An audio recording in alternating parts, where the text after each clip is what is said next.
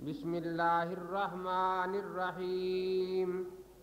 फलौला नफर मिन कुल्लि फिरक़तिन मिनहुम ताइफ़तुन लियतफ़क़्क़हू फ़िद्दीन वलियुनज़िरू क़ौमहुम इज़ा रजऊ इलैहिम लअल्लहुम यहज़रून। वक़ाल रसूलुल्लाहि सल्लल्लाहु अलैहि वसल्लम अल इल्मु सलासतुन आयतुन मुहकमतुन व सुन्नतुन काइमतुन व फरीज़तुन आदिला औ कमा क़ाल सल्लल्लाहु अलैहि वसल्लम। मैंने आपके सामने कुरान पाक की एक आयत जिसमें फ़िक़्ह का ज़िक्र है और नबी अक़दस सल्लल्लाहु ताला अलैहि वसल्लम की एक हदीस पाक पढ़ी है जिसमें कुरान पाक की आयात मुहकमात, सुन्नत कायमा और फरीज़ा आदला का तज़किरा है। मैंने इस वक्त एक दो बातें ही अर्ज़ करनी हैं। पहली ये कि हम अहले सुन्नत वल जमात के मसलक से ताल्लुक़ रखते हैं और ये मैंने बारहा अर्ज़ किया है कि हमारा नाम अहले सुन्नत वल जमात खुद रसूल अक़दस सल्लल्लाहु ताला अलैहि वसल्लम ने रखा।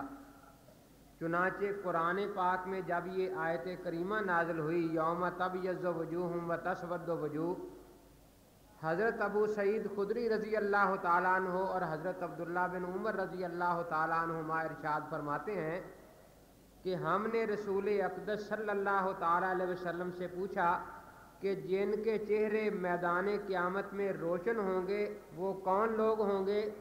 आपने फरमाया हम अहलुस सुन्नत वल जमात, वो अहले सुन्नत वल जमात हैं। नबी अक़दस सल्लल्लाहु ताला अलैहि वसल्लम खुदा के आखिरी सच्चे पैगंबर हैं और आपका दीन क़यामत तक रहने वाला है। अब निजात आपकी ताबियादारी के सिवा नहीं हो सकती। सवाल ये है कि जो दीन अल्लाह के नबी पाक सल्लल्लाहु अलैहि वसल्लम लेकर आए थे वो बाद वाले उम्मतियों को किस वास्ते और किस रास्ते से पहुंचा और क्या तरीका है। अल्लाह ताला की तरफ से तो जिब्रील अमीन लेकर आ गए, हजरत से सहाबा ने सीख लिया। अब बाद वाले जो लोग हैं वो किस वास्ते से ये दीन हासिल कर सकेंगे। तो हमारा ये नाम अहले सुन्नत वल जमात हनफी जो है ये हमारे नाम की मुत्तसिल सनद, मज़हब की मुत्तसिल सनद भी है कि नबी अक़दस सल्लल्लाहु ताला अलैहि वसल्लम का दीन आपसे सहाबा की जमात ने सीखा और सहाबा से सैयदना इमाम आज़म अबू हनीफा रहमतुल्लाहि ताला अलैह ने सीखा और किताबों में मुरतब करवा दिया। आज तक वो किताबें अहले इस्लाम के हाथों में हैं।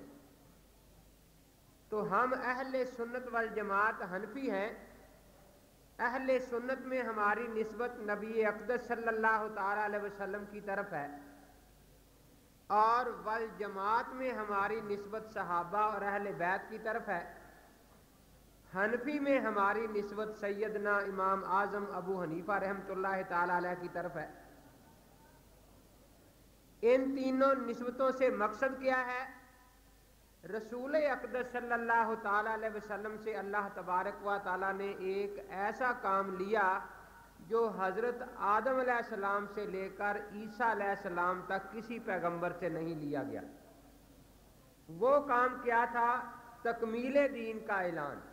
हज़रत आदम अलैहिस्सलाम से लेकर ईसा अलैहिस्सलाम तक किसी पैगंबर ने ये दावा नहीं किया कि आज दीन कामिल हो गया है, अब मैं आखिरी नबी हूँ, मेरे बाद किसी नबी की ज़रूरत बाकी नहीं रही। सिर्फ और सिर्फ हज़रत मुहम्मदुर रसूलुल्लाह सल्लल्लाहु ताला अलैहि वसल्लम ने अल्लाह तबारक व ताला की तरफ से ये ऐलान फरमाया, अल यौमा अकमलतु लकुम दीनकुम व अतममतु अलैकुम नेमती व रज़ीतु लकुमुल इस्लाम दीना। और ये भी ऐलान फरमाया, अना खातमुन नबिय्यीन ला नबिय्य बादी, मुझे अल्लाह तबारक व ताला ने खातमुन नबिय्यीन बना के भेजा है और मेरे बाद कोई माँ अब किसी नबी को जन्म नहीं देगी। तो नबी अक़दस सल्लल्लाहु ताला अलैहि वसल्लम ने दीन के कामिल होने का ऐलान फरमाया। हम अहले सुन्नत में आपकी तरफ ही अपनी निस्बत कर रहे हैं। वल जमात में हमारी निस्बत सहाबा की तरफ है। सहाबा से अल्लाह तबारक व तआला ने कौन सा काम लिया।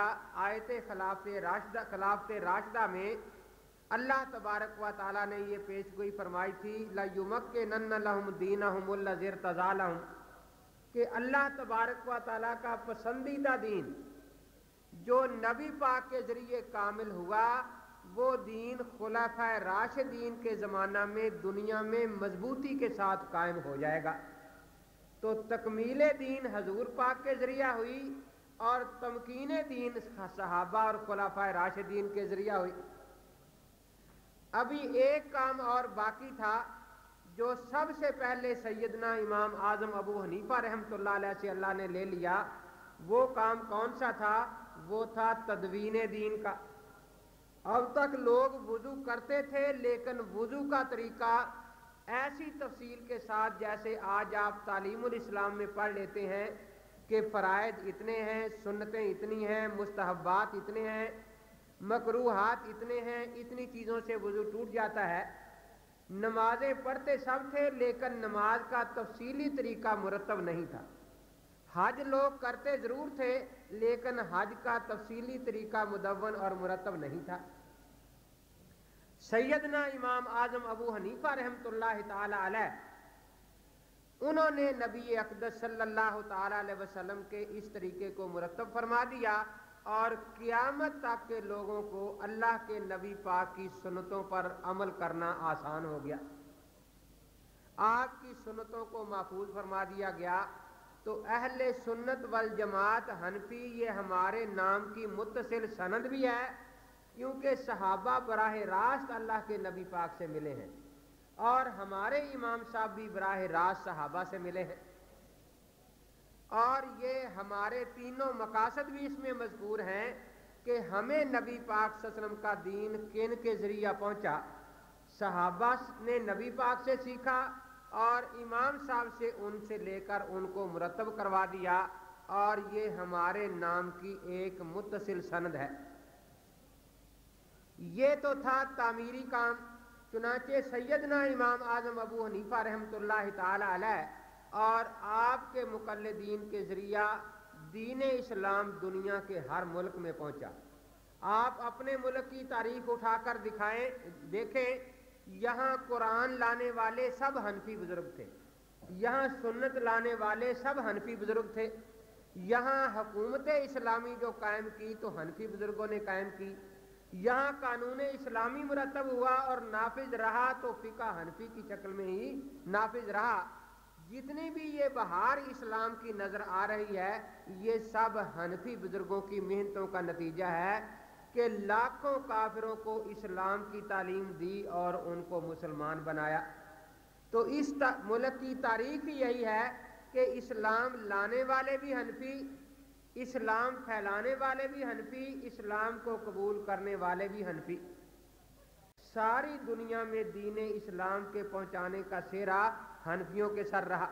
तामीर के बाद बारी आ जाती है तकरीब की। तो पहले सुन्नत का मतलब समझ लें। ये आप अक्सर सुनते हैं कि किताब व सुन्नत हजरत पाक उस उम्मत को देकर गए थे, तो किताब से मुराद यही कुरान पाक है और तो कोई किताब नहीं ना। ये किताब नबी अक़दस सल्लल्लाहु ताला अलैहि वसल्लम से लेकर आज तक इतने तवातर के साथ साबित है, जिस तरह सूरज की रोशनी दुनिया के हर मुल्क में चमकती है। हर घर में उसी दिन से कुरान पाक की तलावत शुरू हो गई।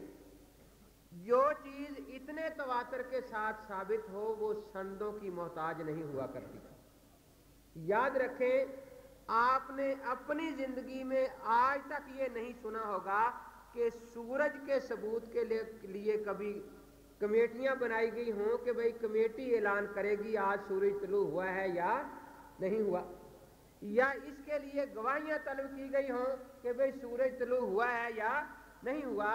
तो सूरज के तुलू के लिए गवाहियों की जरूरत नहीं। हाँ, चांद उस दिन जब गर्दो गुबार हो, बादल वगैरह हो, उसके लिए गवाहियों की जरूरत पड़ती है। तो नबी अक़दस सल्लल्लाहु ताला अलैहि वसल्लम का दीन हम तक दो तरीकों से पहुंचा। एक तो दीन के वो मसाइल थे जो रोजाना उम्मत को पेश आते थे, जैसे कुरान पाक पढ़ना, रोजाना 5 नमाजें पढ़ना, रोजाना वुजू करना।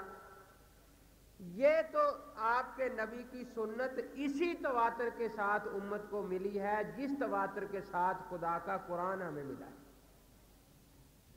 پورا قرآن ہر گھر میں نہیں پڑھا جاتا تھا، لیکن پورا وضو روزانہ ہوتا تھا یا نہیں ہوتا، اور کئی بار ہوتا تھا۔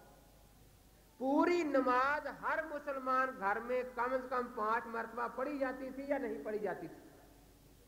اب کوئی آدمی اس قرآن پاک کے بارے میں اس قسم کے سوال اٹھانا شروع کرے کہ فلاں آیت کی مجھے سند نہیں ملی، پتہ نہیں کس کتاب میں اس کی سند ہے، تو وہ دراصل قرآن پاک کا دشمن ہے۔ وہ اس کو سورج کی حیثیت سے نکال کر اس چاند کی حیثیت میں لے جانا چاہتا ہے جو بادلوں میں چھپا ہوا۔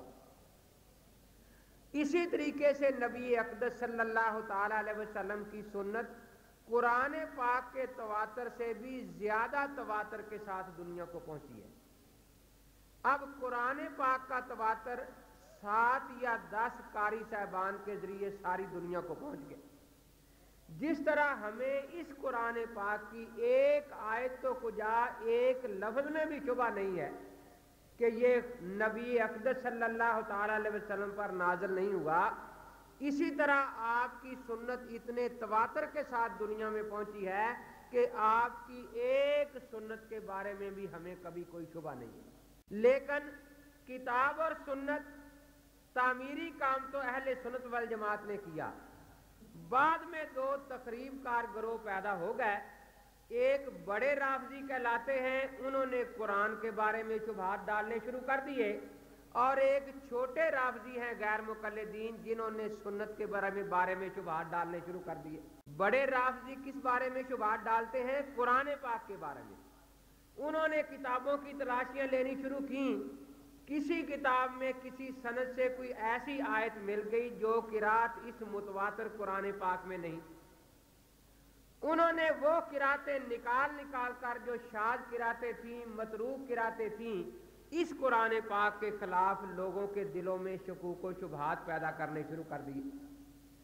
اسی طرح ایک فتنہ غیر مقلدین کا دنیا میں اٹھا کہ جو تواتر کے ساتھ نماز دنیا میں پہنچی ہوئی تھی، اس متواتر نماز کے خلاف اور متواتر وضو کے خلاف انہوں نے شبہات پیدا کرنے شروع کر دیے۔ جس طرح یہ شبہ بالکل بے بنیاد ہے کہ متواتر قرآن معاذ اللہ غلط ہے، اسی طریقے سے یہ شبہ بالکل بے بنیاد ہے کہ امت جو متواتر نماز پڑھتی آ رہی ہے یہ نماز غلط ہے۔ جس طرح قرآن پاک کے بارے میں شبہ ڈالنے والوں نے کچھ ایسی آیتیں نکالی، مثلا صحیح بخاری شریف میں سورہ واللیل کی ایک آیت درج ہے سند کے ساتھ، قرآن پاک میں اس طریقے پر درج نہیں ہے۔ میں نے ایک غیر مقلد سے کہا کہ اگر متواترات کی فرق اخبار احاد سے ہوتی ہے تو کیا آپ نے قرآن کی یہ آیت اس طرح شائع کر دی ہے جس طرح صحیح بخاری میں آئی ہے، اور آپ نے قرآن پاک کی اس متواتر آیت کو ختم کر دیا ہے، جبکہ اس متواتر آیت کی سند کوئی دنیا میں موجود نہیں ہے، کیونکہ متواترات سند سے بے نیاز ہوتی ہیں، اور وہ جو آیت قرات میں اس آیت کے مخالف ہے اس کی سند صحیح بخاری شریف میں موجود ہے۔ کہنے لگا ہم نے تو قرآن پاک میں یہ تبدیلی نہیں کی، تو میں نے کہا اگر آپ بخاری کی سند سے قرآن پاک کی سورۃ واللیل میں تبدیلی کرنا پسند نہیں کرتے تو پھر کسی سند سے اخبار احاد نکال کر آپ کیسے اس متواتر نماز میں تبدیلیاں پیدا کرنے کی کوشش کر رہے ہیں اور لوگوں کے دلوں میں شبہات پیدا کر رہے ہیں؟ سنت کس چیز کو کہتے ہیں؟ جو آپ سے تواتر کے ساتھ دنیا میں امت میں پھیل چکی۔ آپ نے وضو میں کلی فرمائی، آپ نے وضو میں ناک میں پانی ڈالا، آپ نے نماز میں ثنا پڑھی، آپ نے رکوع اور سجدے میں تسبیحات پڑھی، وہ پوری امت کا ان پر عمل ہے، تو اس کو کہتے ہیں سنت، جس پر حضرت کی مواظبت اور پھر امت کا استمرار ثابت ہے۔ اس کے مقابلے میں نبی اقدس صلی اللہ تعالی علیہ وسلم نے فرمایا کہ 2 قسم کے فتنے اٹھیں گے۔ ایک فتنہ یہ کہے گا کہ ہمیں خدا کا قرآن کافی ہے، نبی پاک کی سنت کی ضرورت نہیں۔ چنانچہ وہ فتنہ آج ہمارے ملک میں اہل قرآن کے نام سے موجود